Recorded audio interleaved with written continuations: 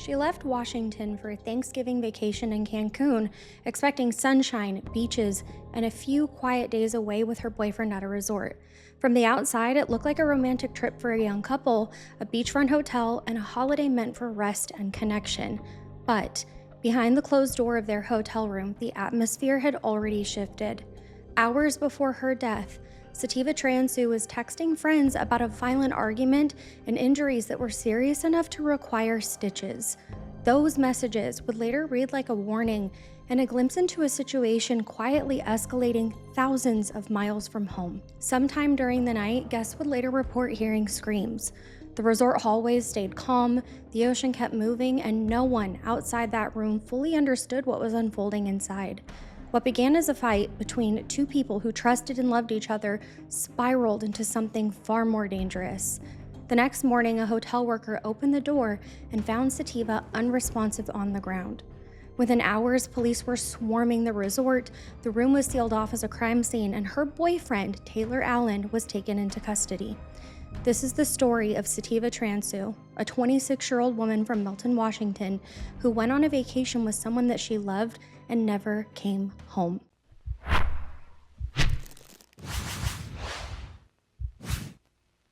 Welcome to the True Crime Nurse, everybody. My name is Kat, and I'm a registered nurse who loves all things nursing and true crime. Don't forget to like, subscribe, and ring the bell before you go. I wanted to mention before we get started on today's case that quite a few of you told me about Sativa's case all the way back when I covered Shanquella Robinson's story, so that's why we're talking about it today. I think you'll see why so many people suggested it as we learn about today's story. With that being said, sit back, relax, and let's get into it. Sativa Nichelle Transue was born on May 19, 1995 in Spokane, Washington, to her mother, Jamie Beaulieu. She lived in Milton, Washington, and Milton is a small city tucked between Tacoma and the surrounding rural areas. This is the kind of place where neighbors tend to know each other and families typically stay for multiple generations. Living there or growing up there meant that you were in a space that felt both suburban and quiet, where school events, sports games, and family gatherings shaped the pace of everyday life. Sativa's upbringing reflected that environment. She was a vibrant, compassionate, and deeply loyal person to the people in her life. She had an outgoing, warm personality that made her really easy to connect with, but she also carried this strong sense of responsibility and drive. Sativa's mom said that she was a very busy, go, go, go kind of girl. Friends often remember her as someone who was encouraging, though, energetic, and grounded at the same time, and just the kind of person who always checked in on everybody in her life and showed up when it mattered. She was definitely ambitious, but she was also genuine and kind, still finding a way to prioritize the people in her life. She loved fitness and health, and she decided to pursue this even further.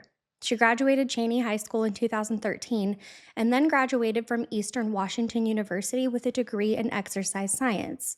Friends and family talk about how motivated she was and how she set goals for herself and followed through on them. Even though she had always remained dedicated to her studies, she found a way to have fun and be responsible at the same time. Now, that's an art form because I remember in nursing school being so stressed and crazy that I felt like I couldn't come up for air. But Sativa was someone who enjoyed being social and traveling, but she also valued routine and the comforts of her own home. The same year that she graduated, Sativa started dating a man named Taylor Allen. Taylor was also from Washington State, and to their friends and acquaintances, the relationship seemed pretty typical.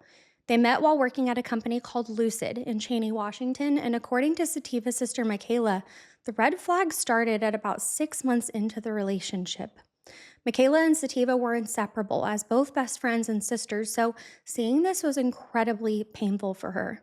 She said that Taylor began to isolate her sister from all of her friends, which we know here is an immediate red flag, and began to drive wedges between her and the most important people in her life, including her family.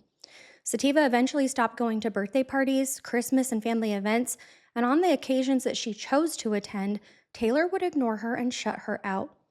Now I'm going to read to you a Facebook post that I found of hers that will explain a little bit more of what Michaela experienced of them as a couple before we get further into today's case. Quote, "For the last 3 years, Sativa had loved living in Milton, Washington. She often said that it reminded her of home. While Sativa missed all of her family and her friends in Cheney, she was so excited to make new friends and grow as a person. Sativa was kind, generous, funny. She was a ray of sunshine, spreading her positivity and happiness everywhere she went. She was the best friend to everyone who knew her. Their relationship, so between her and Taylor, started with him isolating her from friends that didn't like him and any guys that he saw as a threat. Over the years, it just got worse. We barely saw her, and when we did, he'd punish her for going by disappearing for days with no communication, sometimes even taking her dog. Things got even worse once Taylor was off parole for what I was told was an illegal distribution of drugs charge. Sativa told me he had began to take drugs. I'm going to redact the names of what he was on because I'm not sure if I can talk about it on YouTube. But she then said, "We also found many needles hidden in the apartment."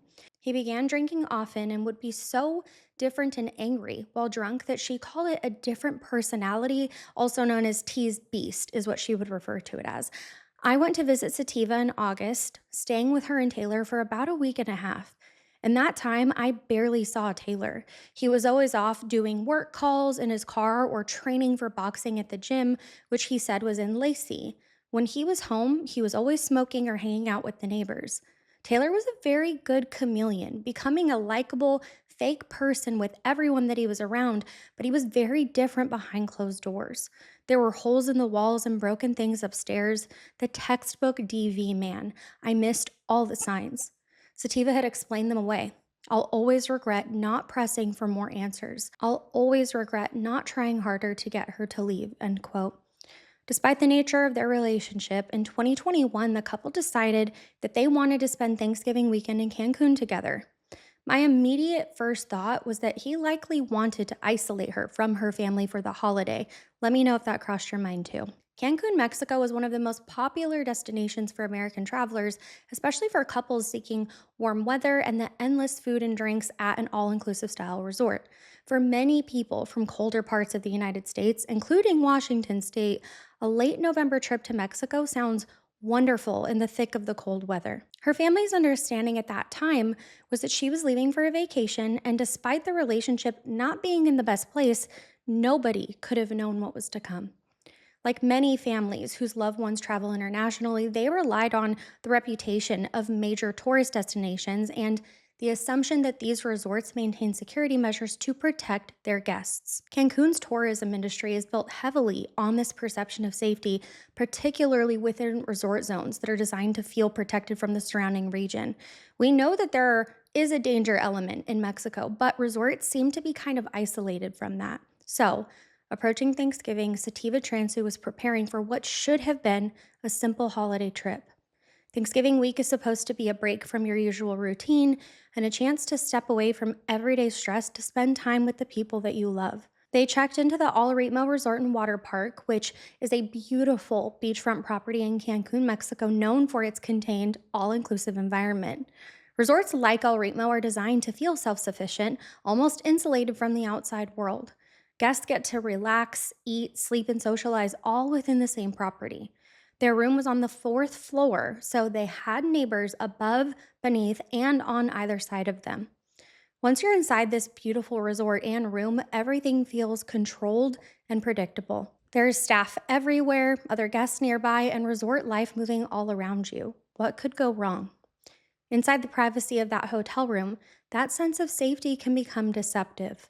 When two people are traveling together, especially internationally, the room becomes their entire shared space. There's nowhere to retreat to, no easy way to physically separate if emotions run high or an argument starts, and every disagreement or fight or unresolved issue exists within those same four walls. Initially, the trip did seem happy, and Sativa was sending texts and Snapchats saying how much she loved Mexico and its beautiful sun, but it didn't stay that way. For Sativa, the room at the Al Ritmo Resort turned into violence and chaos for those few days, instead of it being filled with happy memories. At some point during the trip, the relationship tension escalated. Messages that she sent to her friends back home while still in Cancun later revealed that a fight had taken place between her and Taylor that was way beyond a normal argument, even for them. In those texts, Sativa described being injured and needing stitches, which is chilling, knowing what's to come. At the time that she sent them, she was still alive, still trying to process what had just happened, and still trapped in the same room with him. People don't always immediately leave when a relationship becomes physical, especially when they're far from home and emotionally invested in the person that they're with. They try to calm down the situation and convince themselves that it's never going to happen again. They tell themselves that the trip's going to be over soon and things will be better once they're back home in their normal environment. For Sativa, leaving early wouldn't have been easy because she was out of the country and she was likely hoping that the situation would stabilize and get better. If you're listening to this and you can relate to anything that I just said, I'll be sure to put some resources in the description box down below. This cycle is not normal. After their fight, they remained together in that room. The emotional tension didn't disappear just because the argument ended either. Friends back in Washington had no way of fully understanding how serious the situation inside that room had become. They'd only seen those messages that she had sent, which were just brief glimpses into a conflict that was unfolding thousands of miles away. Those texts would become very important later on, though. As the trip continued, Sativa remained at the resort, still close to the person that she had traveled with and isolated from the people who knew her best. At some point during that night, or very early the following morning, another fight broke out. As the argument escalated this time, it turned physical once again. As the attack continued, the level of violence became lethal. According to an article that I read, neighbors heard Sativa's screams, but they did nothing. Remember, she was surrounded by neighbors, and staff is frequently all over the resort. Nobody called to report what they heard, and that makes me sick to my stomach. It also came out later that Sativa did contact the Mexican authorities to let them know that Taylor hurt her while they were drinking, and I want you to remember that as we move on through today's case. I'm going to continue reading you more of Michaela's post that I saw on Facebook now that it kind of lands where we are in today's story. She said, quote, Sativa and Taylor left for Cancun on Thursday, November 25th, 2021, Thanksgiving Day. She and Taylor had been in an argument before they even got on the plane. Taylor had made plans for them both to move into a duplex opposite of his mother, who Sativa strongly disliked as she was extremely controlling of Taylor, and she tried to control Sativa. Sativa texted me to say that she loved me and happy Thanksgiving. I told her to be careful and jokingly told her how to say help me in Spanish. She asked me how to spell how it sounded, though. I thought that was odd, but I didn't dwell on it at the time. The next day, she posted pictures of the awesome view from her hotel, the El Ritmo Resort and Water Park. She texted me saying that she was enjoying the sunshine. She Snapchatted my daughter Amelia from what looked like a bar. At 5:38 p.m. our time, Sativa texted me saying, I'm effed up, but it was misspelled. The last text that I received from my sister was at 6:06 p.m. and she said, for freak. I just figured that this was a typo because she was drinking and she was on vacation. The next morning, I received messages from one of her friends asking for me to call her. I didn't even think anything bad had happened.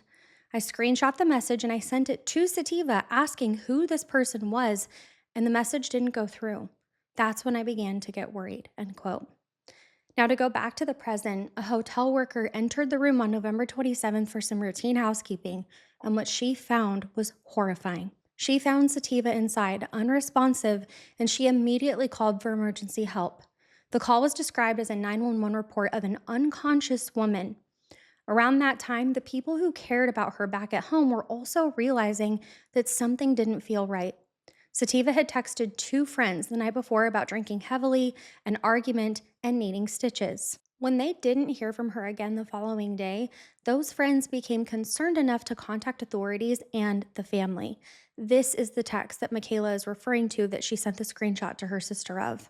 They knew that something was off. They just needed to find a way for someone local to check on Sativa. When police arrived at the resort, the situation quickly moved from a medical emergency to a potential crime scene, especially once they saw her condition. Sativa had been severely beaten, and her mother later said that she looked like she'd been beaten to a bloody pulp. Mexican investigators also added that she had been physically assaulted. They knew that Sativa was beyond saving. Her heart wasn't beating, and she wasn't breathing. Police then officially deemed this a homicide investigation and said that they believed she was killed the previous night, so November 26th, with her body found the next day, November 27th. Sativa Transue was just 26 years old. From then on, the hotel room became the center of everything. They documented the position of her body, the layout of the furniture, the state of the bedding, and any visible blood or signs of a struggle or anything else that seemed out of place. They needed to preserve the scene before staff, emergency responders, or even the people going in and out contaminated the scene too. When it came to tracking down potential witnesses, beyond her friends getting those texts, the family's statements about the screams being heard was important for the police to look into. Even when a person doesn't come forward right away, investigators still should canvass nearby rooms, talk to staff that is on duty, and look for anyone who heard anything unusual. In resorts, people typically will assume, oh, someone else will handle it, which is exactly why those interviews matter. The family reported about neighbors hearing those screams, so my assumption is that they had to have gotten this information from the Mexican consulate, so they probably did canvass the hotel. We know that Taylor Allen was up drinking leading up to the incident, and police said that he conclusively had beaten her to death. In this early phase of their investigation, investigators also needed to establish whether there were any signs of outside entry or involvement by anybody else to make sure that that couldn't come up later on. In this case, the police found zero evidence of anyone but Taylor Allen in that room, so it was not a random intruder scenario. Not long after, Mexican authorities detained Allen and pursued what's called a femicide charge. Let me know in the comments if you remember us talking about this during Shanquella Robinson's case. This was an intimate partner killing, not an unexplained death or an attack just against a woman. So, because it was a gender-based homicide within a relationship, it was going to be classified as a femicide charge. Mexico punishes this type of charge more harshly. And while all of this was happening in Cancun, Sativa's family was getting information in the most brutal way families often do in international cases, which is through government officials. Sativa's mother received a call from the Mexican consulate telling her that her daughter Sativa had been found murdered. She almost didn't even pick up the phone because she didn't recognize the number, and in just a moment of her deciding to pick it up, her whole world had been shattered. All she heard was her daughter's name on the other end of the line, and she immediately knew that something bad had happened. Before we get further into what happened, we need to talk about the autopsy results, or at least what we do know about them, because her injuries will paint an accurate picture of what happened that night. Sativa Transue's body was transported from the hotel room to the forensic medical facility in Quintana Roo. Sativa had extensive blunt force injuries and visible trauma consistent with a severe physical attack. Not every detail has been shared publicly, but family members later described being told that she'd been beaten and then strangled, and that she was found face down on the floor of the hotel room. Her body positioning is telling, given the fact that the police said she had been assaulted, which is just sickening. The external exam describes her having multiple contusions, abrasions, and soft tissue injuries distributed across more than one area of her body. In forensic medicine, widespread bruising is a key indicator of repeated blunt force trauma rather than a single accidental impact. The pattern and distribution of those injuries help distinguish between an accident like a fall or maybe even just being hit once, so this is important to know. Her injuries clearly had come from a sustained physical attack involving multiple hits over a period of time. Even without the diagrams of each injury that she sustained, the repeated references to a beating indicate the attack involved a significant physical force repeatedly rather than a single accidental strike. This undoubtedly takes accidents off of the table in this case. I think that that's common sense at this point, though. The fact that she was reportedly strangled after being violently attacked is also significant. Strangulation means that she sustained external compression to her neck sufficient enough to obstruct airflow and or blood flow to the brain.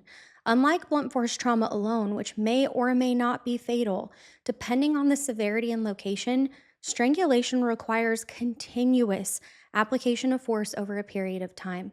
There would have been countless opportunities for Taylor Allen as each second ticked by to change his mind and stop what he was doing so that she could live, but he didn't do that. From a clinical perspective, strangulation deaths typically involve asphyxia by being deprived of oxygen due to compression of the airway, carotid arteries, or jugular veins. Sometimes it's a combination of all of them, though. When that compression is maintained, consciousness can be lost within seconds, but irreversible brain injuries and death require continued force beyond that initial period after the person loses consciousness. Again, once she's passed out, this would have been another opportunity for Taylor to stop. The internal exam focuses on the internal injuries from the attack and strangulation, though. We know that the pathologist would have evaluated the organs for hemorrhaging caused by the repeated hits. Internal soft tissue bleeding can occur even when external bruising is visible. So, based on Sativa's mother's description of the way that she looked, it seems possible that internal bleeding occurred in addition to the strangulation.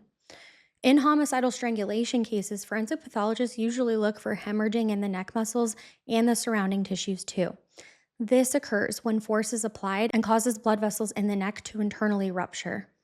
The medical examiner had to have found sufficient internal evidence to confirm lethal force to the neck in order to classify this as a homicidal strangulation. All of the details that we do know are very upsetting, but they also tell us that death was not instant, which is equally painful. In the US autopsies that we talk about, we typically get a time window of how long the victim suffered for trial, but we don't have that information in this case. All we know is that it wasn't fast, so he made sure Sativa suffered. The repeated blunt force trauma means she endured a prolonged attack, and all of this was from the man that she thought she loved. That is disturbing. After the autopsy findings confirmed that Sativa Transue's death was the result of this violent attack, the case moved into the legal phase under Mexican jurisdiction. Because the homicide occurred in Cancun, the responsibility for charging and prosecuting the case fell to the authorities in the state of Quintana Roo rather than the United States, even though both Sativa and Taylor are American citizens. That decision was very difficult for her family because now they were going to have to process their grief while also navigating a foreign legal system thousands of miles away. Not to mention details that get lost in translation and the language barrier, too. But Taylor Allen was taken into custody by Mexican authorities right after they found Sativa in the room. Investigators knew that there was no evidence of an outside intruder and that the violence occurred during an altercation between the couple. During the early stages of this legal process, Allen reportedly made statements to investigators about the altercation that occurred in the room. While the exact wording of those statements hasn't been released, authorities concluded that her death followed from a violent fight. I haven't seen any reports of him saying he had injuries, though. The severity of Sativa's injuries and the ruling that she had both been beaten and strangled significantly shaped how prosecutors viewed the level of force involved in this case. There was no self-defense explanation that was going to fly here. Medically and legally, the combination of sustained blunt force trauma and strangulation means that there was a prolonged and escalating attack, which carries much more weight in establishing intent and responsibility in the Mexican justice system. Because the case unfolded in Mexico, the legal timeline is also at a completely different pace than what we're used to seeing. International cases often involve additional procedural steps like coordination between the consular offices, translation of all of the documents, and following the investigative and court processes specific to the country where the crime occurs. For Sativa's family, this meant long stretches of time without hearing any updates, and they had to rely on official statements and the media to understand how the case has been progressing. This has been agonizing for them, and they felt like they had no control over the situation whatsoever. News coverage in both the United States and Mexico talked a lot about this case, but they also talked about intimate partner violence during travel. The fact that the homicide happened in a hotel room during what was supposed to be a vacation made the case particularly shocking, but not unheard of. It forced many people to confront the reality that DV does not pause simply because a couple is on a romantic trip or in a fun environment.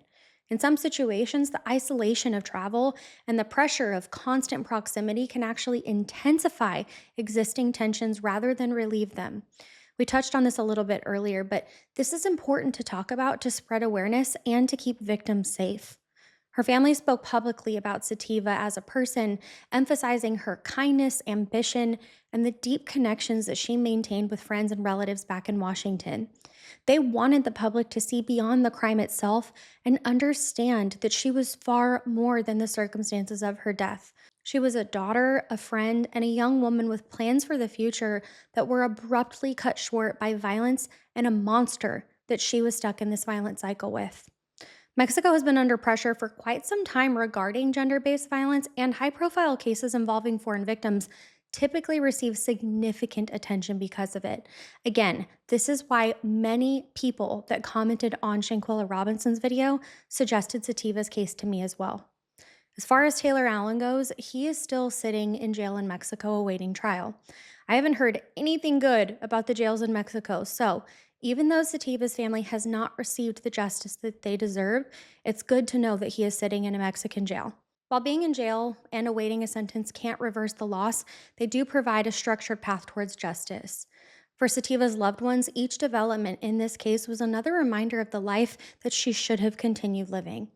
Over time, the media coverage has faded, as it does with most cases, but for those who knew Sativa personally, and for many people who have followed her story, the emotional weight about the DV alone in this case has been devastating. Her family members remember her laugh, her loyalty, her determination, and the way that she stayed connected to the people that she cared about.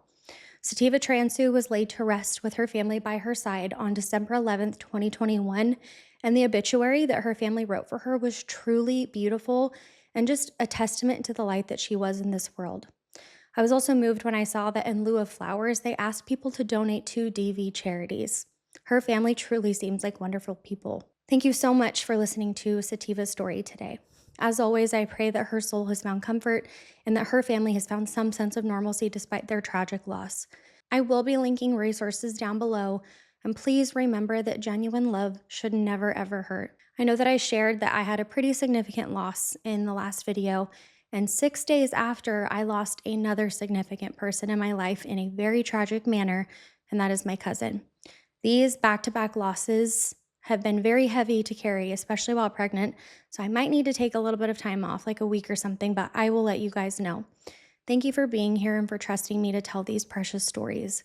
Also, please pop in the comments any case suggestions that you have, because it's been a while since I've asked what you guys are wanting to hear. You really are such a light in my life, and I'm grateful for each and every one of you. Please be sure to take great care of yourselves this week, nurse's orders, and don't forget our butterfly secret handshake in the chat. I will let you know if I decide to take a week off. Don't worry, but I'm going to try my best to push through. I'll see you guys next time.